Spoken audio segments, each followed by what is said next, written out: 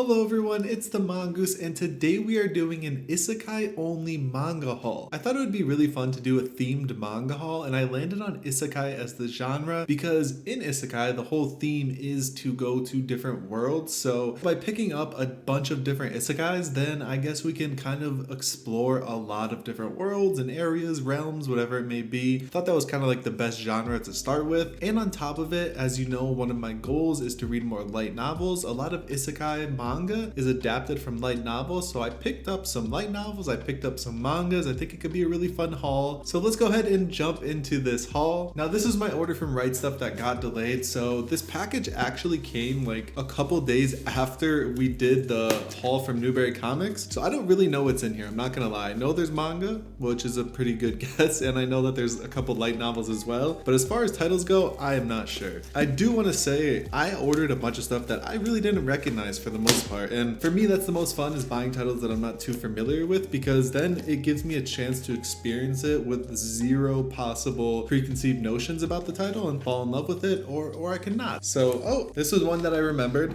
and it's actually a two-parter. So we got that time I got Reincarnated as a Slime volume 1 and 2 of the manga, I believe. Yeah, it's of the manga. I actually have not read this yet, and I actually have not watched it either, so I figured it's a good time to pick it up and give it a shot. It's a classic isekai, it's one that everyone knows, so I've decided to go ahead and grab it. Next up we have Cross-Dressing Villainous Cecilia Sylvie. This one caught my eye based on the title, and I actually really like the artwork in it as well. And basically what it's about is it says that after being reincarnated as the villainous of her favorite dating sim, Cecilia Sylvie realizes she's slated for an untimely demise no matter how the game story unfolds. Convinced she can cheat death by assuming a new identity, she becomes Cecilia Admina, dashing son of a baron. So yeah, it seems like it has themes of cross-dressing, cheating death, being in a dating sim. I'm all for it. This story seems like a pretty unique concept within Isekai itself, which has a lot of ridiculous places that they go, as you'll probably see once I keep going. This is actually the light novel as well. I actually don't know if they released the manga of this yet, so we picked up volume 1. Okay, and next up we have No Game, No Life, volume 1 of the light novel as well. Now this is also a pretty well-known isekai, and kind of going in the theme of video game isekais for some reason. I didn't really mean to do that, but Cross-Dressing Villainous is about a dating sim, and then this is about two shut-ins who are really good at video games and then get transported to another world where conflict is forbidden, but they have to save the planet through games, which they're very good at, and it involves other species. It involves a lot of interesting themes, so I picked up No Game, No Life. And next up, if you thought it couldn't get any more ridiculous than the previous isekais, we have So I'm a Spider, So What? Now this is the last light novel that I picked up, I believe, and basically it's about a student in a classical Japanese class that is apparently involved in an explosion, and when she wakes up she is a spider among other spiders, so she is reincarnated into a spider. I actually hate spiders, I'm not gonna lie, so I don't know how well I would have done with the manga itself, so I picked up the light novel with good reason. This is pretty insane. I don't really know what we're gonna find out. We're gonna learn about the world of spiders, I guess. So yeah, So I'm a Spider, So What? We picked it up. All right, and the next manga that we have picked up is Reincarnated as a Sword. Now this story is about Fran on the front cover, who is a cat-eared girl who was orphaned in slavery and also attacked by monsters when she comes across this sword, who is actually a spirit of a man from Earth, and together they decide that they are going to fight and share this power. So yeah, we've got a possible talking sword and a cat-eared girl. It's a good combo and I'm excited to see what happens. Prepare yourselves, because the stories just might keep getting more ridiculous, but that's isekai, and that's what's great about isekai. Next up, I lied, I'm sorry to you